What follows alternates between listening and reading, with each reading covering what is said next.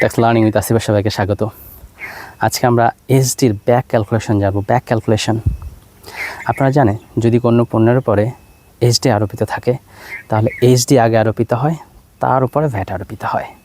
একটা উদাহরণ দিয়ে স্পষ্ট করি। ধরি একটি পণ্যের দাম 100 টাকা, তাহলে যদি 20% এসডি হয় তাহলে পণ্যটার উপর এসডি হচ্ছে 20 টাকা। এই 20 টাকা আবার পণ্যের মূল্যের সাথে যোগ হয়, অর্থাৎ 120 টাকা। তার উপরে ভ্যাট 15% আরোপিত হয়, তাহলে 120 টাকার উপর 15% হচ্ছে 18 টাকা। অর্থাৎ পণ্যটার মোট মূল্য হচ্ছে 100 টাকা, 20 টাকা এবং 18 টাকা, অর্থাৎ মোট 138 টাকা।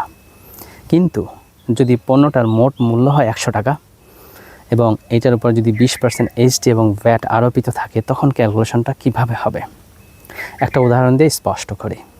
ধরেন আপনি একটা 100 টাকা দিয়ে টুথপেস্ট কিনেছেন, টুথপেস্টের উপরে এসডি আরোপিত আছে। এখন সেখানে ভ্যাট কিভাবে আরোপিত হবে?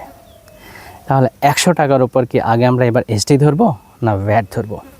এবার যেহেতু ব্যাক ক্যালকুলেশন, তাহলে আপনাকে ভ্যাটটা আগে ক্যালকুলেশন করতে হবে।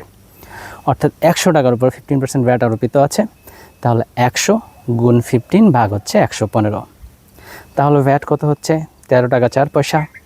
এই 100 টাকা থেকে 13 টাকা 4 পয়সা যদি আমরা বিয়োগ করি, তাহলে এটার দাম হচ্ছে আপনার 86 টাকা।